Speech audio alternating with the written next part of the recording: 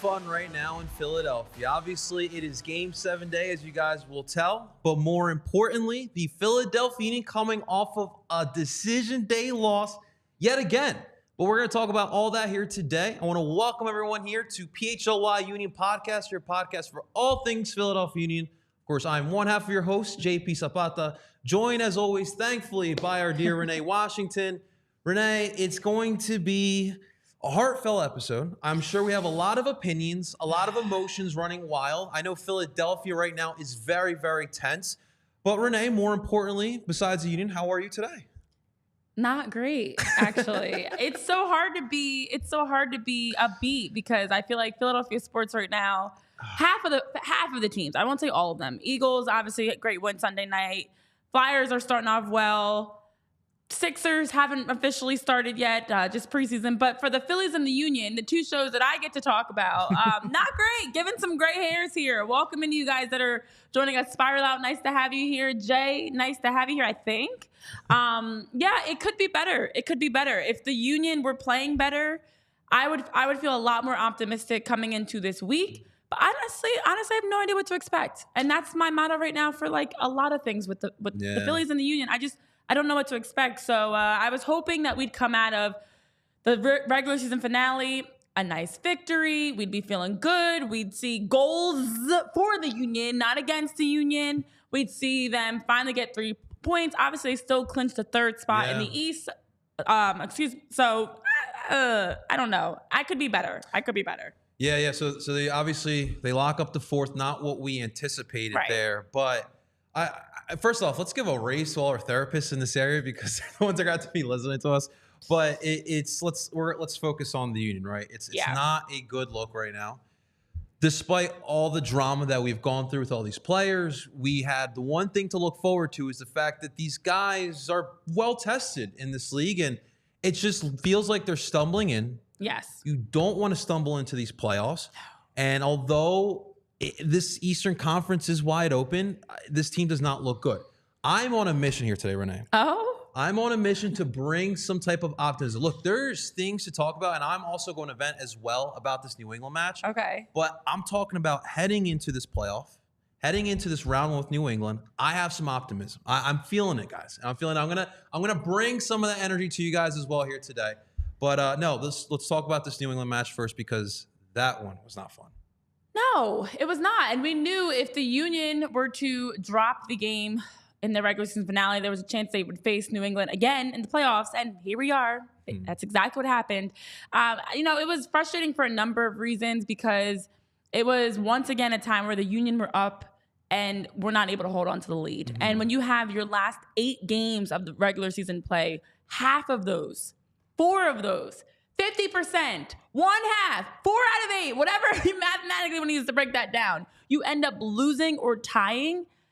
It's unacceptable. This is the point in the season you're supposed to be trending in the right direction. We don't want you peaking yet, but we want you at least moving in the right direction. I see we've got Boston fan for life saying "Go Revs." You've got to feel good if you're you're a New England fan right now, and you look at what the Revs did to win. But on the other side of the Union, that's a game that you give away. That's a game that you should walk away with 3 points.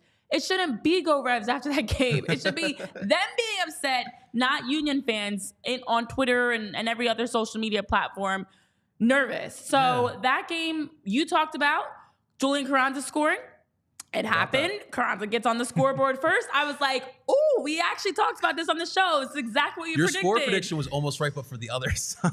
I wasn't going to say it, JP. I was not good. But thanks for the reminder. I predicted a 3-1. I did think that New England was going to get on the scoreboard just once. And it was a 2-1 loss. So joke's on me because I was, as you said, semi-accurate. Just on the wrong side. This team, every time I feel like we have figured them out, they do something a little bit uncharacteristic, a little bit different. And I was very nervous going into the last game. I'm not going to lie, especially with all that happened and unfolded during the international break. It didn't feel like the Union were going into it 100% focused on the game. And I don't care how much they could talk about it in pressers and on social media and say all the right things. You're human at the end of the day. And it's hard to let that go and just go into it with a clear mind in a decision day game that allows you to lock up third, where you now have all these other pressures of wanting to clinch third, wanting to finish on with a win, wanting to go into the playoffs with momentum, and you do none of those. Yeah, no, I'm going to start off with some of the negative. You know, one thing we talked about during the preview was this New England team was on a 3-game losing streak leading into decision day. And what's so frustrating about it, yes, they get the goal, which I do want to commend Carranza, because it was a great job of fighting for that, because obviously it's a goal. He's on his butt. He's horizontal, as my fiance would say. And he just flicks the ball in, and that was a great job. But team on a 3-game losing streak. Where was the intensity from this team? Like, I didn't see that. I saw a lack of intensity. There was no energy. And we all know when this team is playing with that intensity, when they're physical, it is so hard to beat this team. That New England side really didn't do anything so crazy. And I want to look at these goals real quick for New England, right? So you get the first one off the PK, right? Right. And Damian Lowe, tough spot, but at the end of the day, why are your arms all the way out here, Damian? Like, what is up with that? What do we normally see in the box? Yeah. Guys are in the box with their arms behind their back. You got to take the hit. Unfortunately, that's just the role that you're playing, and you got to take that hit. So that one's obviously Ball's going to put that in, and it is what it is, 1-1. The second one, again, on a counterattack, they counterattack you because off of a bad pass, sloppy play. They go on a counterattack. Ball again gets a nice shot. Andre Blake, most of the time, is saving that shot. But I can't kill Blake for that, because at the end of the day, your defense has to help you out there. You got to keep Blake as clean as possible. And way too many times this year, we have relied on Andre to save us. Yeah. Andre is the man. Andre is the king. Andre can do no wrong, but you gotta bail out your goalkeeper there. Yeah. And the second half, the Union had some opportunities. Obviously, Nathan Harriel goal that got called back in the 86th minute. That was controversial, but 3 shots on target, Renee. Like, the attack was weak. You couldn't stop anyone as well. It's just so frustrating. That was not Union soccer. And Jim is talking about putting away fires. This team looks like they're distracted heading into the playoffs. And they are. Do we have the stats, Andrew? I was trying to double. No? Okay. Well, let's talk about the stats. Yeah. You talk about it. All of that game, obviously one goes in. You generate 3 shots on target. Forget the fact that you actually got outshot, because the actual shot stat is can be misconstrued. The most important part is the shots on target. Yes. Because it's not enough to just get into the attacking third. And we talked about this on the show. It's not enough to just get in the attacking third and you're around the goal. The Union have done that consistently. They have no problem getting into the box. They have no problem possessing even. I mean, their possession has been consistent of, every game where they're around half split with the other team, the number of accurate passes and all that. But at the end of the day, you're not generating strong chances on frame.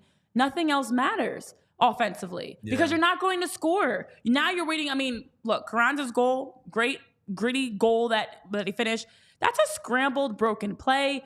Where are your goals in the run of play? I like that you were able to finish that because, yes, that is important too. But you also need to be able to get it done in the run of play. Able to combine up the pitch, find a nice runner, make a nice final pass, make a nice final goal. Yeah. But the Union absolutely look distracted because they are distracted. And that's where it's frustrating that all of this is happening. So much is hitting the fan right now at the wrong time. Yeah. This team, as you talk about the Revolution coming in on a losing streak, should have been able to capitalize on that. Beat up on them. They're already down. They didn't do anything crazy either. That's the worst part about this. And I feel like a broken tape record because I say this all the time now. This is like the common theme that I'm noticing. It's the lack of intensity and the lack of ability to capitalize. Like you need to have, it's like you should be smelling blood. Like, you should be going out to want to just beat up on them. Your eyes should be lighting up if you're the Union going against New England, a team that has a keeper that was just making his second start. Yeah. You're not even able to put pressure on him. They were missing key pieces throughout. And they're also a team, as you talked about, that's trying to get in the win column. Yet you go in and give them that win. But also, as you mentioned, in a game where New England didn't play fantastic. They didn't dominate or outplay the Union. They just made the most of the 2 broken chances that they had and kept the Union at bay. And that's the frustrating part, because now it only gets tougher from here. You've got to win a best-of-3 series against the Revolution. You've got to then hope from there, what's next? Who are you facing next? Doesn't get any easier. So I'm disappointed. I'm very frustrated that the Union have had so much expectation this season, and now it seems like they're beating themselves up on and off the field, essentially. Yeah, no, that you're spot on. Like Saturday, I don't put that New England won the match. I think the Union lost this match. And kudos to the Revs, because they obviously needed that. They put themselves in a spot to move up, and they did move up one spot in the Eastern Conference. But I want to look at something else here. One of the big problems this year is the attack, right? So last year, that was historical attack that we put out there. 70 goals they scored. This year, Renee, we only have 54 goals. Yeah. Now, one of the big problems is obviously your big 3 took a regression in that category. Last year, Carranza had 14 goals. Gazak had 22, and Urre had 13. This year, Gazak has 14, and Carranza also has 14, while Urre has 9. The bigger problem, though, is after that. Bingo. Last year, Corey Burke had 7 goals. Ali had 6 goals. So you had some contributions besides the big 3. This year, Jesus has 3 goals. That's cool. Jose has 3 goals. That's really cool. But that's it. That's it. That's it. Who's the next? What's the next number? So you got 4 guys with 2 goals, and that is Glesnes, McGlynn, Lowe, and Quinn Sullivan. And you got 2 center backs in there. I was gonna say, please repeat that again, because you skimmed over the most important part of those names. Repeat those names again. You have Jack McGlynn, Damian Lowe, Jack Glesnes, and Quinn Sullivan. Forward. So of those 4 guys, I mean, McGlynn as a midfielder should be contributing more also. Sure. You've only got 2 of them that are in the attack. So that's your number 5 spot? Yeah. Your number 5 is 2 center backs. Okay. Yeah. Elijah Mendez, exactly. Disappointment is an understatement. Go ahead. Continue with your thoughts. Yeah, shouts to Elijah, shouts to Boston Fan Club. I appreciate you guys coming in here. But no, that to me is the big problem. And this goes back to the offseason that was. I mean, it is too late now, but it's hard to look at this attack and kill them completely. Teams know what they're doing. Yeah. Like, it's not crazy what they're doing. And this is a lot of the problem. And I know a lot of us want to kill Gazak because of the PKs that he scores, which, by the way, you still got to make those. People want to kill Urre because of the lack of goals he scored. I'm conflicted with Urre, and I want to ask you about this, because when I watch Urre out there, off the ball, he's extremely, extremely important. Yeah. His movement is so critical to what we do, but the lack of goals is important as well. This man makes the most money on this team. We went over the salaries last week. 9 goals, I'm sorry, it's not going to get the job done. And I don't know how you fix this in such short notice. If you're Jim, how do you get some creativity out this attack? It is going to be a challenge, but you don't have a lot of time. And if you don't, we're going to be saying goodbye to the season. Yeah. I mean, I think a big part of that comes down to also when you look at shots, it's not great either. You're not getting good quality shots. You're not even getting shots. Mm-hmm. So shots on target in 31 games, this is actually a pretty terrifying number. 31 games played for Julian Carranza, 33 shots on target. Yeah. That's about 1 shot on target per game. For Daniel Gazdag, 32 games played, 29 shots on target. I'm not talking overall total shots. Shots on target. Yep. So you're getting less than 1 per game. Urre, you want to ask? 22 shots on target in 33 games played. Mm-hmm. It's just unacceptable. And it gets worse from there. That's your top 3. So your best 3 attackers are generating in total about 1.5 shots on target per game. That's not acceptable. Yeah. So it's easy to say this team, look, it's a shame because all of these stuff that happened with Ali Bedoya and Kai Wagner almost gives a cop-out as an excuse as to why they're not playing well, but it's bigger than that. Yeah. If you take aside the off-field future of this team questions, this group has been struggling to generate attacks. Yeah. And then on top of that, as you mentioned, opponents now are going into every game versus Union, just like they're going into every game versus LAFC, looking to knock off the team that was in the MLS Cup, the finalist and the champion. They want to beat them. There's a target on their back. And the Union never were able to step up to that challenge and be able to be ready. And every single time you ask, it's about simplifying the game, and they're trying to work through injuries. Okay, what are you actually doing to figure out your offense? Because at some point, you got to be able to at least generate shots. We're not even talking about scoring the goals. And as you mentioned, a lot of them have come off PKs, especially for Daniel Gazdag. How are you generating chances on goal? Getting in the attacking third, testing your opponent's keeper, putting the ball on net, making them have to make a save, making them have those hold your breath moments. It's not happening. No. And so it's frustrating because you cannot play 90 minutes of soccer day in and day out in every game, and you're generating less than 3 shots on target. Yeah. I mean, 3, you're against New England, decision day, and you have 3 shots on target. Pooh. So as an attacker myself, like that kills me to my core because your role is to score, get assists, generate corner kicks. At the very least, you're doing something to contribute. Okay, if you're not the one finishing, are you getting assists? I know the assists are they're not as great either. Are you at least helping your team get services into the box, get corner kicks? What are you doing to help your offense? And that's the question these guys need to ask themselves. How are you helping your offense? Because now, if you're putting the ball away, you don't have those counterattack opportunities where you're getting caught in transition and your 3-back gets exposed and they're finding the back of the net because you took care of business on your end. Yeah, absolutely. One thing, so decision day typically does not go well as far as I can remember for the Union.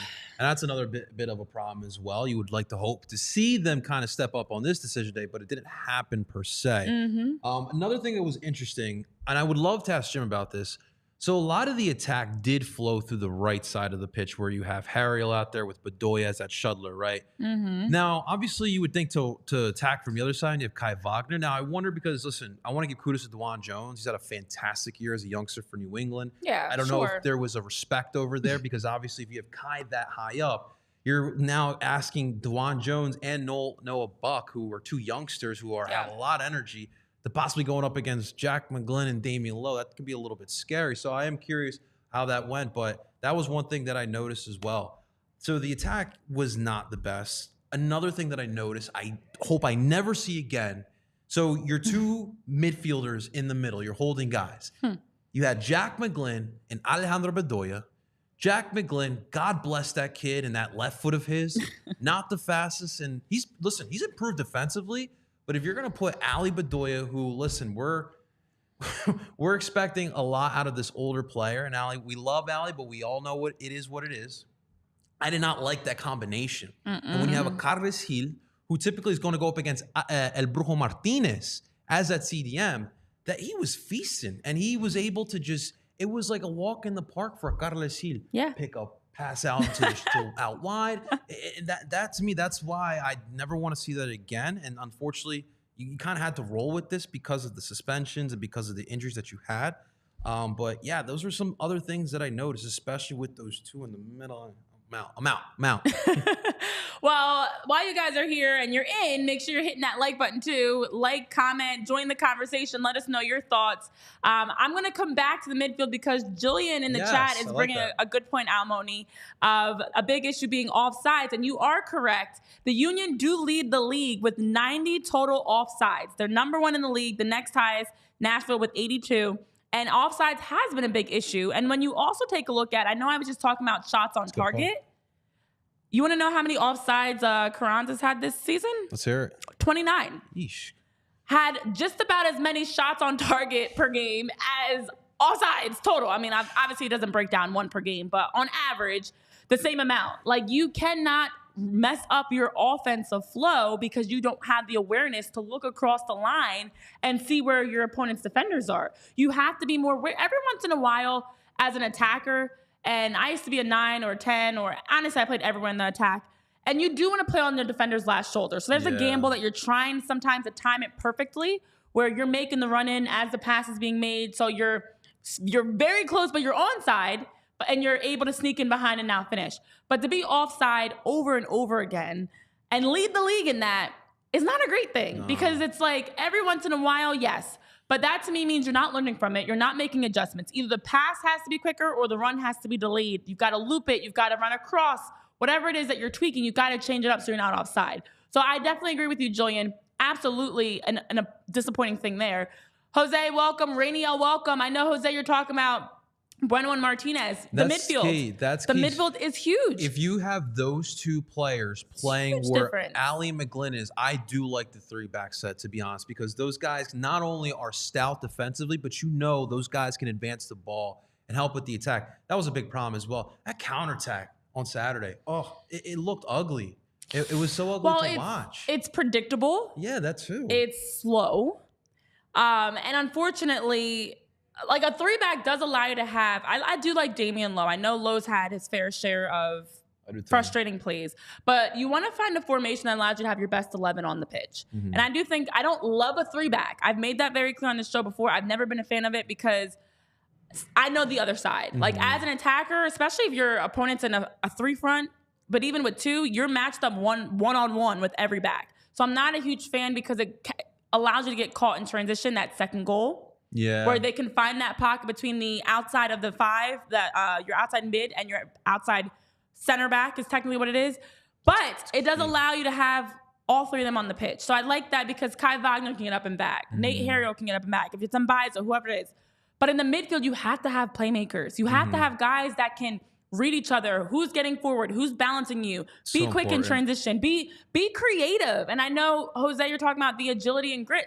Also controlling the tempo. Your midfield is supposed to help you switch the point of attack, get forward. Those final third runs and passes that we're talking about comes from your midfield. Those final third chances comes from your midfield. So you can't attack just back line to front line. You need to bridge the gap. And midfielders, like we talked about on the other side, that are going to allow you to really stretch your opponents and unbalance them. So it's frustrating because Ali and Jack McGlynn are like the same player.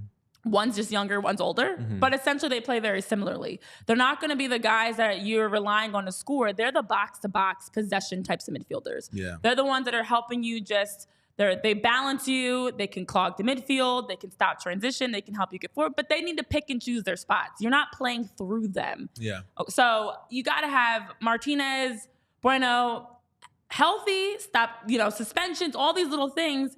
You got to work around. Yeah. That's part of it too. I mean, it's part of the game. So it will be key to have them back out there because they definitely were missed. I do like that Jim has embraced tactical flexibility.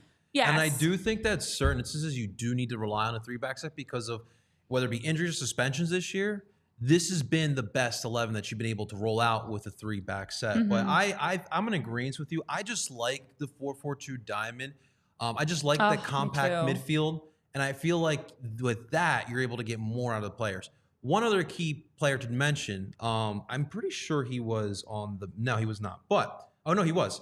Leon Flock. Yes. On the bench. What is his role per se going to be come playoff time?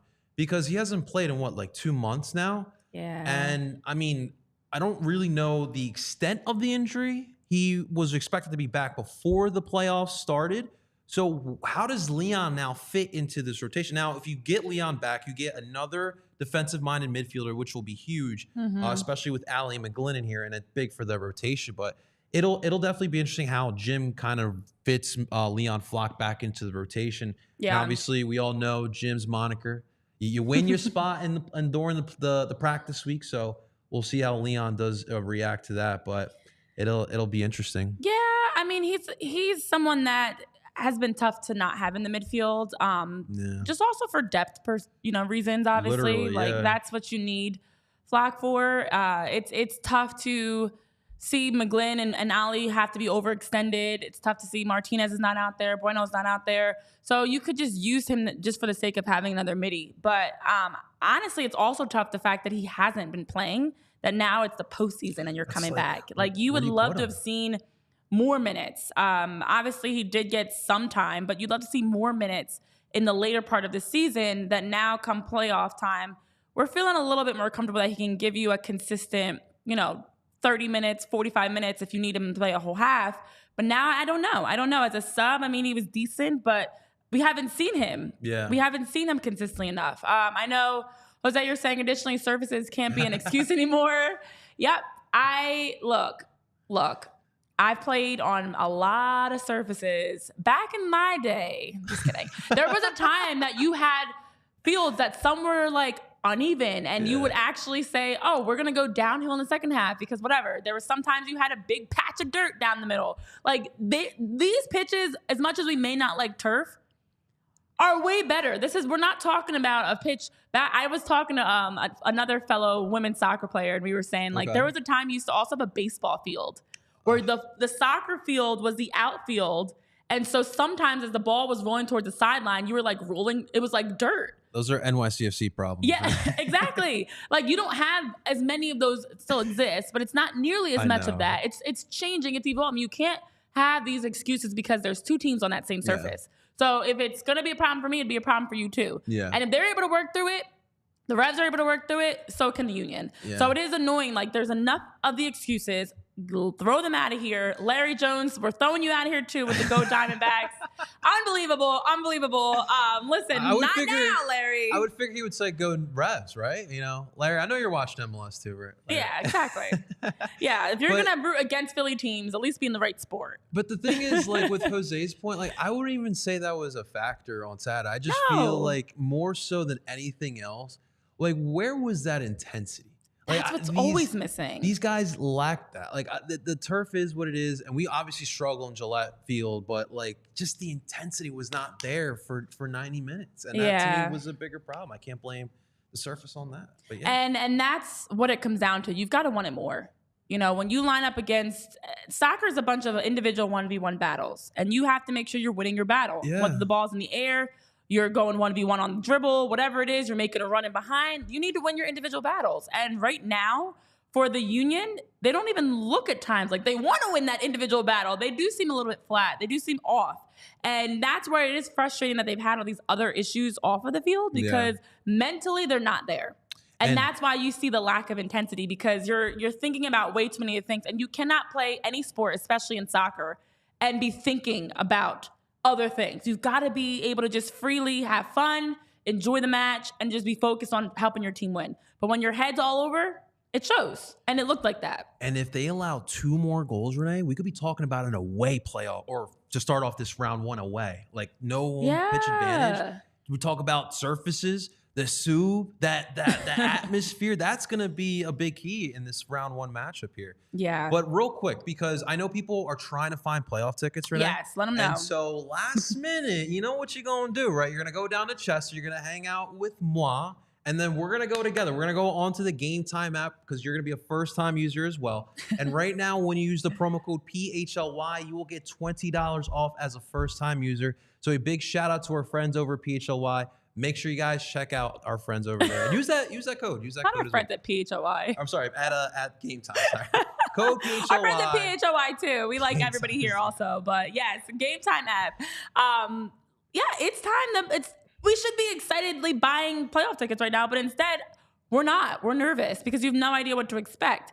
And when you look at the bigger playoff picture, listen, there's a lot of games in this postseason format. Obviously the wild card games, which are happening. Today is Tuesday, right? So happening tomorrow because I never know what day it is. But then from there, after the wild card round, and thankfully the Union at least, thank goodness, guys, didn't set themselves up to be low enough where they're in a wild card situation because then things would really get wild. So at least able to get a home game, at least able to get into that first round of face against New England. But it's been crazy around the league. And when you look at the overall picture, some interesting things to keep an eye on. Charlotte punching their ticket home into a playoff spot for first. The Red Bulls ended their drought. It was like one of the longest droughts not being in the playoffs in like sports history. No. So the thing is that for Red Bull, like if you're a Red Bull fan, I don't know how you feel today because the Red Bull have literally been the definition of mediocrity over the past like 5 years. And we love that. And they have now made the playoffs 14 straight seasons. That's the longest run in MLS Cup playoff history. But like, if you're a Red Bull fan, how do you feel about that? This team doesn't invest in players. They just want to build from the academy. It's an energy drink that pretty much controls your team. So I don't know how you feel if you're a Red Bull fan today. Yeah. The longest streak in all of Americans' men's professional sports, 14 straight seasons. But then what do you do after that? Exactly. Yeah. So we'll see if that changes for them or not. We don't really care either way, but just having a streak of their own. It's pretty intense when you look at the matchups, and this is the playoff picture that we've got so far. Wow, which are you most excited about outside of the Union, of course? Are we talking East or are we talking West? Of all of them. Yeah. I'll start here in the East. Obviously, that Columbus-Atlanta matchup is intriguing to me simply because, I mean, there's going to be some attack. There's going to be some attacking football or soccer. And obviously, with the round one setup, you're obviously going to have one in Columbus, one in Atlanta, and possibly one in Columbus there. So that is going to be intriguing. That West, though, is going to be a gauntlet for sure. It was a wacky Western Conference run to the playoffs. You know, you have LAFC at the 3rd seed. These are all going to be interesting matchups. Shots to Houston. Did a great job building that team. Ben Olsen gets exiled out of DC United, and he comes over, takes over Dynamo, and they're the 4th seed. They won the Open Cup as well. It's going to be a fun playoffs. And like we've talked about, Renee, this is a wide open field. Yeah. I mean, this is literally March Madness here, guys. You pick your bracket, it's going to get busted. I promise you that. I think we're going to see a wild MLS Cup. Could we see an 8 seed in the MLS Cup? It's possible. I mean, listen, when you look at this bracket, of course, we still have the wild card games so we still don't even know who's going to be facing off against the number 1 seeds. But it's pretty remarkable when you look at the fact that the Union could have to go through either FC Cincinnati. Obviously, first got to go through New England. Let's start there. But then after that would be FC Cincinnati. It could be New York Red Bulls. It could be Charlotte. From there, who knows who's coming out of the other side that you would match up with. I'm actually very excited for that Orlando-Nashville matchup. I think that's going to be a cool one. And then actually both of the other sides, I'm pretty interested in to see how Columbus and Atlanta shows down. But it is wide open. There's nobody you can clearly say, okay, yes, FC Cincinnati won the Shield. But after that, there's nobody you can look at in this playoff picture and say, oh, they're going to run through to the MLS Cup. It's going to be a cakewalk. They're the favorite because on any given day, and we saw that even on decision day, anybody can get a result. Yeah. There's nothing predictable right now. And this is why, ladies and gentlemen, I'm bringing the optimism today. Okay. Because when you look at this bracket, does anything scare you about this bracket? Because for myself, I'm not worried. And again, I bring it back to decision day. We always struggle on decision day. That doesn't make an excuse for Sadly, the play yes. because that was unexcusable. But when you look at this team and the way they are built, obviously I'm a little worried about the depth. But Gazda, Carranza, Ure, Bedoya, Glesnes, Elliott, Blake, all playoff tested guys. And those are factors for me that make me feel comfortable. I'm not worried about New England. Cincinnati, they could be that team as a 1 seed supporter shield winner who can get bounced early in the playoffs. Yeah, we've seen it before that, with us ourselves. Yeah. So, guys, too close to home. I know we're all down right now in the fan base, and I get that. And I know you guys are frustrated with the ownership group, but let's just give this a chance. And if we get bounced by New England, I'll be right there with you, ready to burn down the front office and call for Sugarman's job. Going with a pitchfork. We're going in with our pitchforks. But like, I think we need to go into this with a little bit of optimism because this is not daunting at all. I'm here for you guys. I'm here. Posidelphia. Shouts to Father Ben. Posidelphia. My optimism's out the window. I had it once upon a time. I was positive Patty, but thanks, Phyllis. You see what you did to my It's Renee hard. here? It's so hard to be positive anymore. But you can be positive over at Shady Rays, and you're going to find a great deal because Shady Rays will always have you covered. There's never any surprise when it comes to Shady Rays. You have a pair of sunglasses, you can get some snow goggles, you can just get anything year round. If you lose them, if you break them, Shady Rays for no other expense will ship you a new pair. That's the beauty of it. So you want to talk about optimism? Well, I'm optimistically going to tell you that Shady Rays is a place where you can rock some great eyewear. It's all seasons. And when you're laying by the pool, headed down the slopes, wherever you're going, you always can have a pair of Shady Rays. So with that code PHLY, you're able to get a great discount, 50% off of 2 or more pairs of polarized sunglasses. If you buy 2 or more sunglasses, basically, you get 50% off. And again, you can try those shades. And if you don't believe me, you can believe the 250,000 people that have rated them with 5 stars, because that's how great they are. That's a lot of people. That's a great ranking. And Eugene Krabs is saying, JP, you're looking handsome in that fit. There you go. Eugene, if I could dap you up right now, I definitely would. I appreciate that.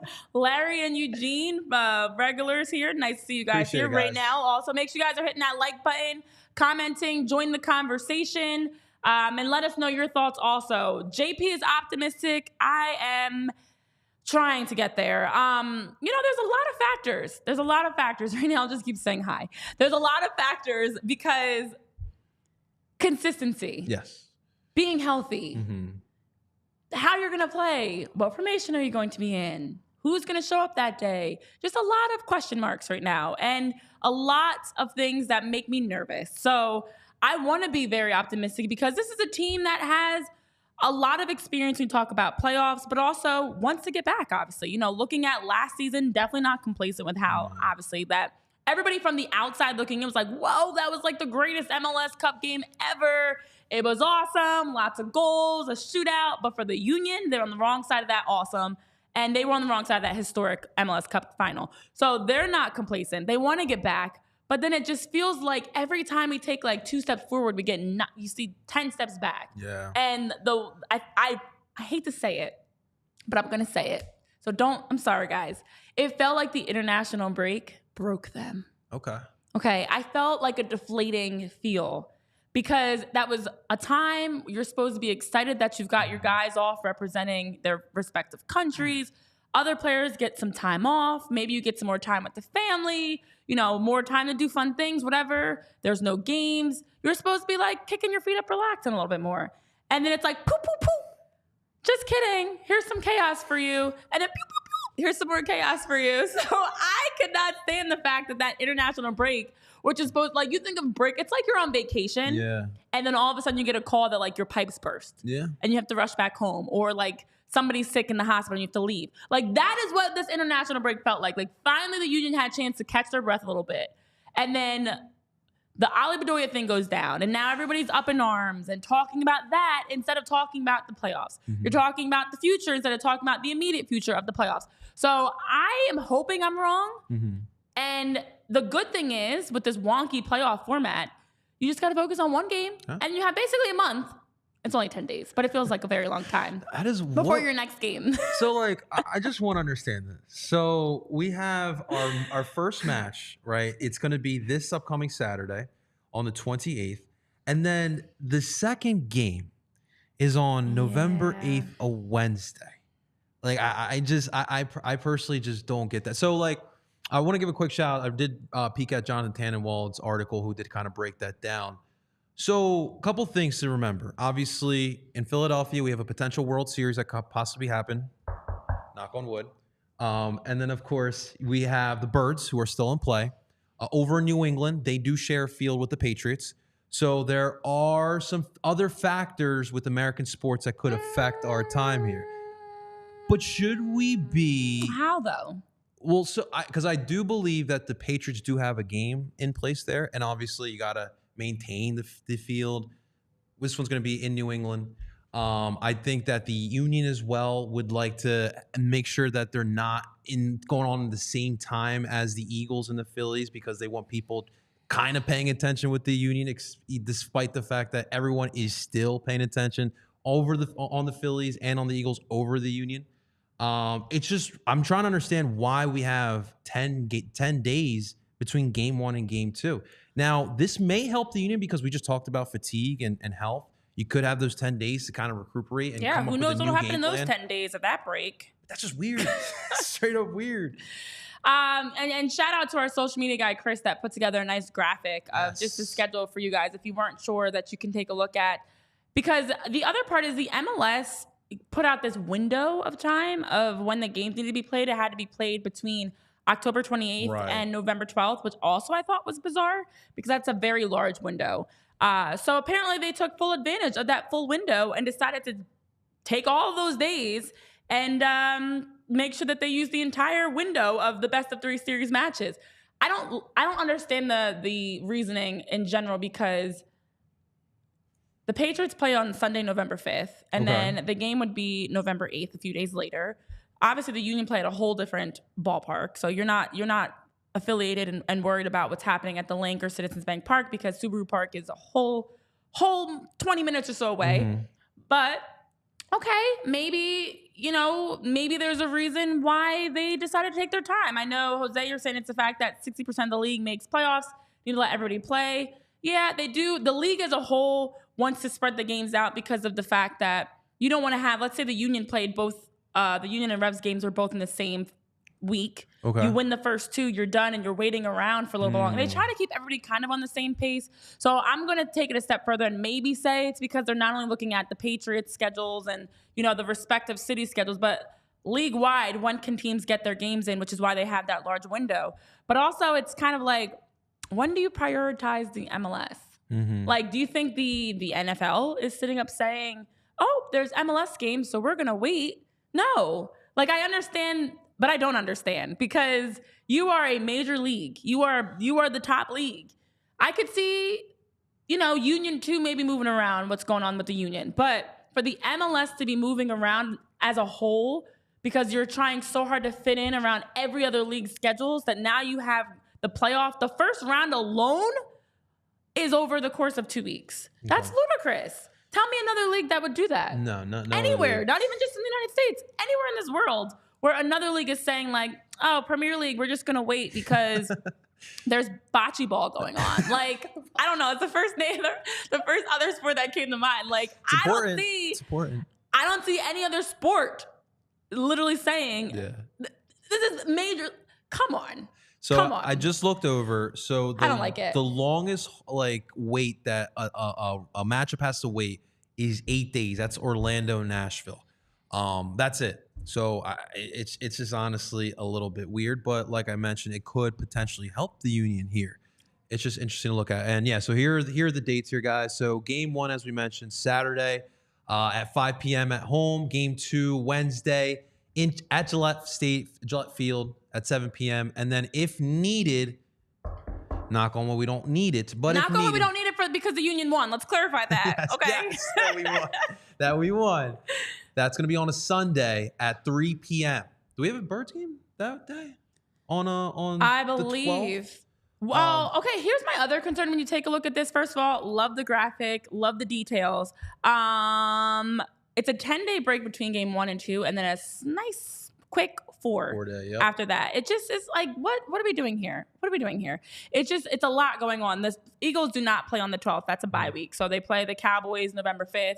Okay. And then they have a bye week, and then their next game's against the Chiefs the week after. So, okay, yep, playing November 12th helps, but it is just annoying to drag it out. I know, Jose, you're saying letting people subscribe if they're only going to watch for playoffs. It just is too much. This whole stretch from October 28th to November 12th should be about 2 rounds that you get done. There's no reason why you can't go Saturday, Wednesday. Or weekend, Wednesday, Thursday, weekend, Wednesday, Thursday.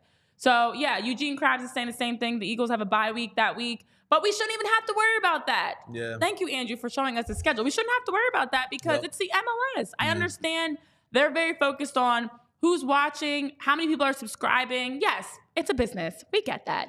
But this season, as we already have talked about the longevity of all these games, they're going to drag it out even more, that the first round is literally going to take you from Halloween to Thanksgiving? You go from like round 1 in your Halloween costumes, game 1, to round 1 if you need a game 3, and you're already buying your turkey. But that's the truth. But we know damn well if it was Messi, it would be a priority to play whatever you wanted it to happen. It's just you're literally going to go from trick-or-treating with your kids, watching the Union play, to possibly now buying your stuffing and turkey for the final game of the round. It's just mind-boggling. But there's no way anybody else would do that. So I understand, but again, I don't understand. I'm just not. Absolutely. Clearly not a fan. Well, now that I'm hungry, because now we're going to talk about my favorite stuffing.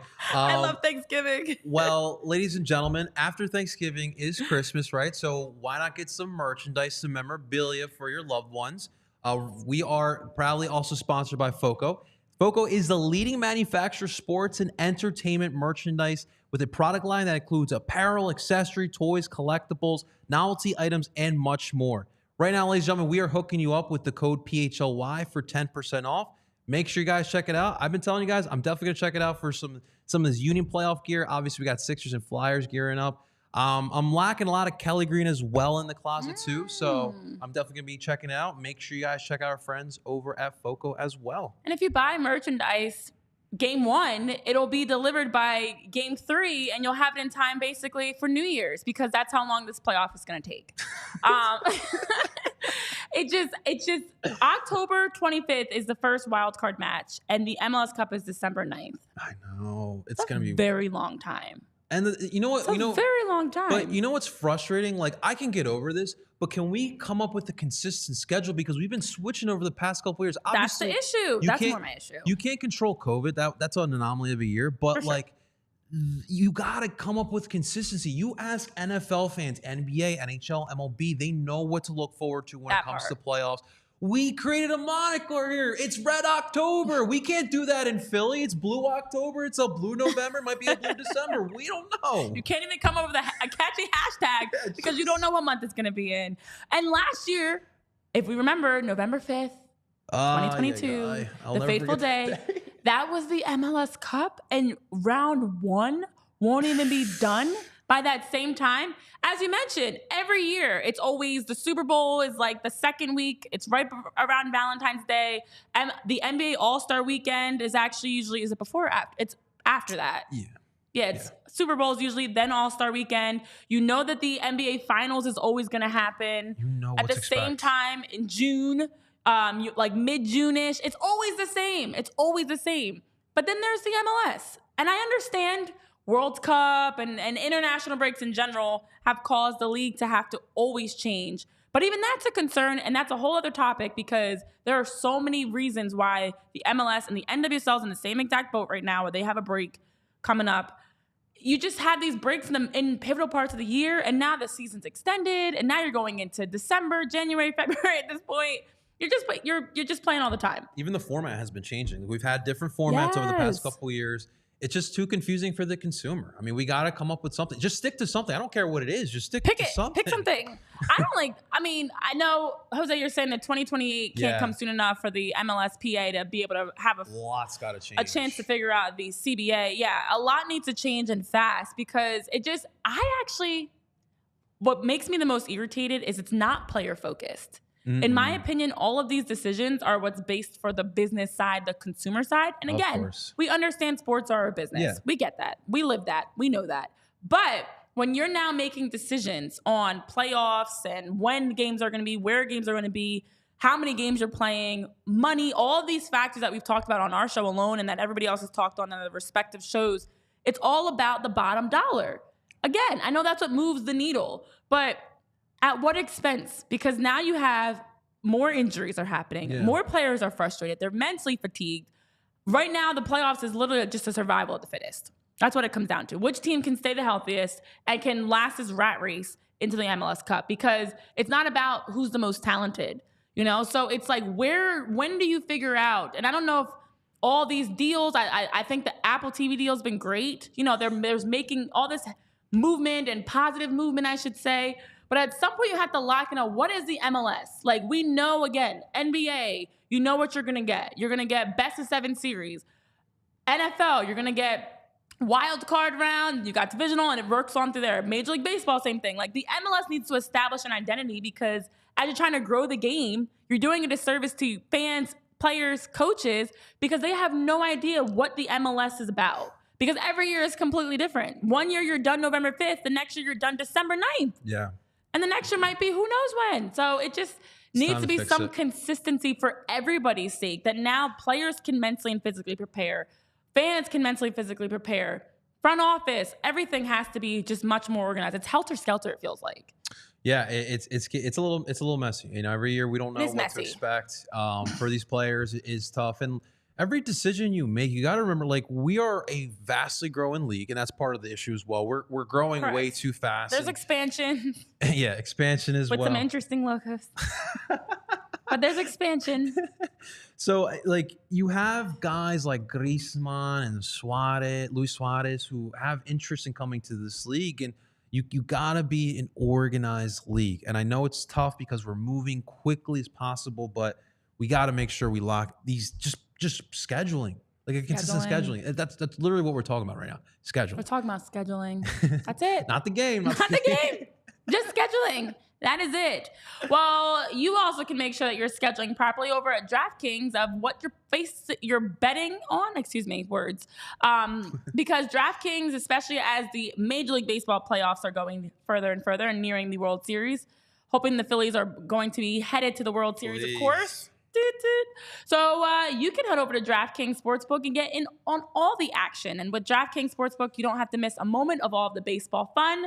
It's even more fun when it's the Phillies, of course, playing. But what are you waiting for? You can download the app today, and at the DraftKings Sportsbook app, using code PHLY, all new customers can score $200 instantly in bonus bets for betting just $5 in anything on baseball. So only on DraftKings Sportsbook with the code PHLY. The code's on your screen. Again, it's always the same code, PHLY. The crown is yours. If you got a gambling problem, call 1-800-GAMBLER or visit www.1800gambler.net. In New York, call 877-8-HOPE-NY or text HOPE-NY. In Connecticut, help is available for gambling problems. Call 888-789-7777 or visit ccpg.org.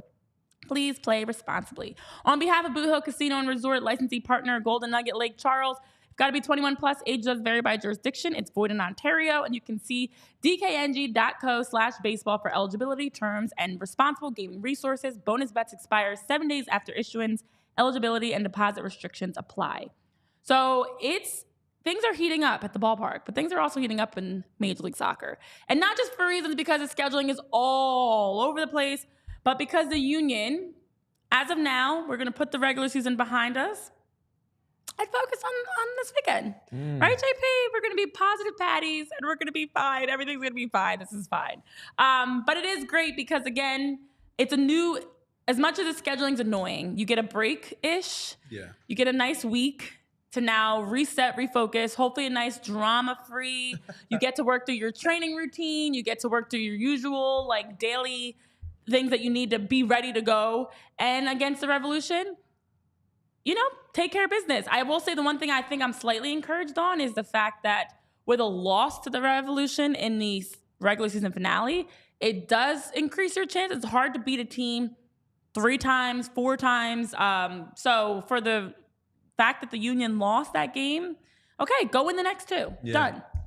Yeah, and I think the big key heading into this one, obviously, game 1 you'll be at home. That's obviously going to be huge. Huge. You talked about, that was one of my big ones as well, is the fact that you did lose just like last Saturday. You're going to come back this Saturday, play them again. I think that's going to be crucial as well. But the midfield, something like that, the small is a midfield. But yes, having Brujo back is humongous. Yeah. He's going to be able to change the way this match looks. Carlos Gil is not going to be able to, lollygag through the midfield and have some easy passes. Picking and choosing. Yeah, literally. And I hope that also does awaken the front line as well with guys like Carranza and Urre. So I do feel that switching over to the playoffs, things are going to look a little bit different. And yes, things get intensified. It doesn't matter what league it is, what sport it is. Playoffs are playoffs. And if you're not ready for this moment, then don't show up and play because it's going to be rocking at Subaru Park. We've been selling out almost every single match there. We're going to sell out this Saturday. And I don't know what the forecast is, but I'm sure people are going to be ready to go at 8 a.m. just like last Sunday with the Birds down there. And I really feel confident they're going to get the job done at least Saturday. We'll see what happens the rest of the way. Obviously, playing in New England is not easy, but I like our chances Saturday. We're going to take care of business. Well, I love the fact you talk about the weather. I was taking a quick sneak peek. I'm no meteorologist. I was terrible as a meteorologist. But it's going to be a high of 81. It's sunny, not a cloud in the sky with a low in the 60s. So to me, great day to go watch some soccer. Great tailgate weather. Beautiful tailgate weather. I know people have been a little bit iffy I know we were talking about this before the show. Not everybody's as excited to go buy tickets because they're frustrated with the union. Yeah. But this is when the real season begins. And I know Jim has talked to us about that and talked to, in press conferences about that, I should say, about just understanding what the regular season means and what the postseason means. And it's time to take all the things they've learned. This is a group that's had to face a lot of different challenges. They've worked through it, injuries, suspensions, different formations, Yes. a lot of different combinations too also, which as a coach, you're typically trying to figure out which combinations work best together. So hopefully now Jim and the entire staff have a good sense of what that looks like. I And don't can have a go sense of into this rotation, though. Like, what are you I going don't either. to come off this bench? We're going to play Leon Flock, who hasn't played in like 2 months. Like, that's like a huge question mark. That's what I'm saying. I hope they had the True. rotation, the combinations figured out, because I'm not that confident, but hope is what I'm going to go with. I'm leading with hope. Listen, it's scary. There's still a lot of question marks. Yes. And it does help, obviously, having Martinez back. Obviously, the midfield in general needs to be better. Yes. And so if they can figure out starting there, Gazda can get going. Hopefully, Julian Carranza can play well. Ure can play well, and the rest of the season can follow plays. But I'm really trying to talk myself into optimism here. But I think by the time we do our preview show that we're going to do later this week, I'll be feeling better. Yes. Because we do have a preview show. Obviously, it's only Tuesday. We've got some days to fully digest this past weekend. And then before Saturday's game, we'll have a preview show later this week that you guys will be able to tune in to check out. So fingers crossed, I'll be more on your wavelength by then, JP, because right now it ain't happening, Captain. We're going to get there. We're definitely going to get there. We'll get you guys ready for it as well. We do have a couple minutes before we sign off. I want to take a quick second. So over the past couple of days, we did have a passing in the Sons of Ben family. Dan Gorman passed away on an unfortunate electric bike accident in Colorado. I just want to give a quick thoughts and condolences from everyone here at PHLY to Dan Gorman and his family. I watched that Sons of Ben documentary. Like, I think when I came out, I was probably like in my early 20s. And I remember feeling inspired by what those guys have created. And it was the likes of Dan who created that. It was not easy back then in a city crazed with sports, but soccer was not it. And these guys did it. And Dan was part of that. And to pass that in a way like that is so heartbreaking. So I just want to give my thoughts and condolences to the Dan Gorman family. It was heartbreaking seeing that. I like a lot of with those OG SOB members, just because they were always so open, you just feel like a piece of your family just went away. So yeah, thoughts and condolences for sure. Yeah, absolutely. I mean, it's as much as we get frustrated talking about soccer and sports in general, you know, every once in a while you have those moments that remind you that it's so much bigger than that. The connections, the community, the people that you meet along the journey, and that you get a chance to share these laughs with, the cries with. You know, you just hate to see them anybody's family have to deal with a tragedy like this. And so definitely our condolences go out, and, you know, for everybody in the union community to continue to make sure that you're keeping their family in prayer and thoughts and supporting them, especially when you see them. But also just a reminder that when we are at Subaru Park, regardless of results, regardless how things go, making sure that we're taking time to enjoy it together. Yeah. Like, that's what sports is about, bringing people together. You talk about that documentary and what Sons of Ben have done to really be able to rally the union fan base and establish and create it. It's needed to have such a tight-knit community that wherever you go, you see somebody rocking a union sweatshirt or whatever, you're like, that's family. And I always jokingly say it, but every Philly sports fan base feels like a family reunion because we cheer together, but we also mourn together. And so definitely want to give our condolences and our prayers and well wishes, and hope that, you know, they can stick together as a family to work through this tough time. I hope the union do get the message. I'm sure Sons of Ben will do something special Saturday for Dan. But yeah, it was a heartbreaking message to get there. But yeah, thoughts and condolences again. And thank you for everyone who brought it to my attention as well. Yeah, definitely. Our thoughts go with Dan's family at this time. And on those somber note, you know, want to just remind you guys and thank you for always tuning into the show, because hopefully we're helping them make your community that much better and help you enjoy talking about sports and weighing in on the union and results and playoffs and decision day. Because at the end of the day, whether it's us sitting here or our producer, Andrew, or you guys in the chat, Eugene, Jose, Larry, whoever it is, fans, foes, friends, opponents, you know, thank you guys so much for tuning in. We really do appreciate you. We are family. I feel like I should be like singing that song now. But it's always good to have you guys with us. And it's always good to have you tuning in. Make sure you're liking, subscribing, following. We have more content coming up this week leading into Saturday's playoff game, and then more around the playoff game down at Subaru Park. So stay tuned for all the great things that JP and I will be sharing around the Union at the time to win, JP. It's time to win. Let's get it going. Come on, boys. We'll see you guys next time here for more on PHLY Union Podcast. Have a great rest of your day from us here. Let's go Phillies today. Close out, please. And then we can root on and cheer for the Union this Saturday. See you guys next time. Doop.